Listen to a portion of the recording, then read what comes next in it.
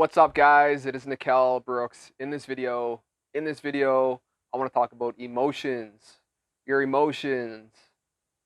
Now, why is this important? Because look, when I was first starting to learn about your emotions, I thought, man, I do not need to learn this stuff. This stuff is not for me.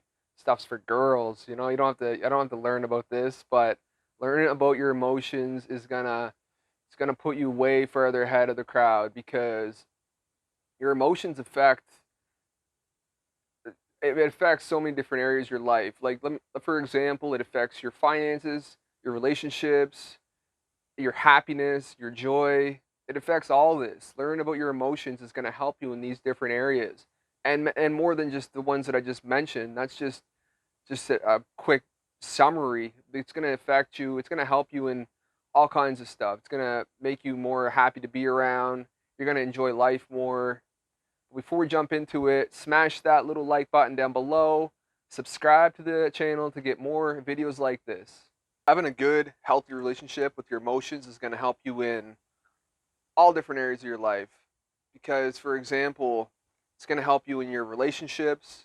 It's going to help you in your day-to-day contact with people because if you're an overly emotional person, let's say somebody says something to you, perhaps that can offend you very easily and you're going to react very emotionally. Maybe you're going to think what they said was some criticism or disrespect.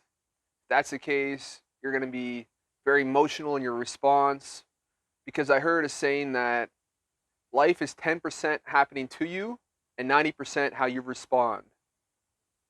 If you respond emotionally, it's going to affect different relationships. People are not going to want to be around you. They're going to be like, man, this guy's a hothead, or he takes what I say the wrong way.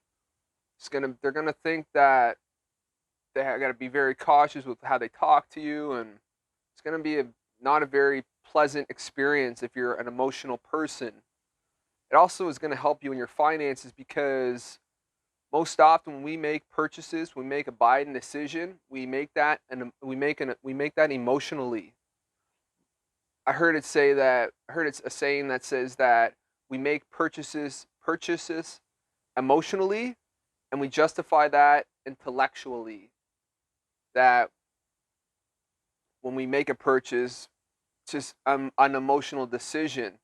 And from what I've learned, I read in a book, and I think it was like The Wealthy Barber, that if we don't make that purchase, if we don't make a purchase immediately or right away, if we wait a little bit, and I can tell you this is true. Let's say I want to buy something. If I wait a little bit after your emotions have cooled off, you realize that you don't need to buy this anymore. You realize that it was just an emotional, your emotions that were wanting to make that decision. Having a strong and healthy relationship with your emotions is going to help you in the stock market because the stock market, let me just say this, that money is a very emotional topic, and when you're in the stock market, if you see your stocks go down, you could react very emotionally. Perhaps you could sell this, and this is where a lot of people make the mistake is they sell their stocks when they go down because they think, oh, they start to think negative thoughts, thinking that, oh, they'll never recover, or that why'd I get into this, and they start to stack their problems psychologically, and most often they'll react emotionally. So you want to have a strong and healthy relationship with your emotions because it's gonna affect your joy, your happiness in life. And from what I've learned, and I've watched Tony Robbins, went to the UPW and have learned a lot from his online videos and a lot of his material, is that we think that we need things to line up perfectly. We need all these conditions to be met before we can feel good or feel joyful or feel happy. And we create this goalpost that once these certain circumstances all happen, then I'll feel happy. But what happens is we start to move the goalpost further and further as we start to reach it, we'll start to move it further. And what happens is we never feel happy or we never feel joyful. and we keep postponing our happiness for another day. But you don't need all these circumstances to happen to feel happy and to feel joyful. You can feel joyful and happy right now because the outside does not determine how you feel on the inside.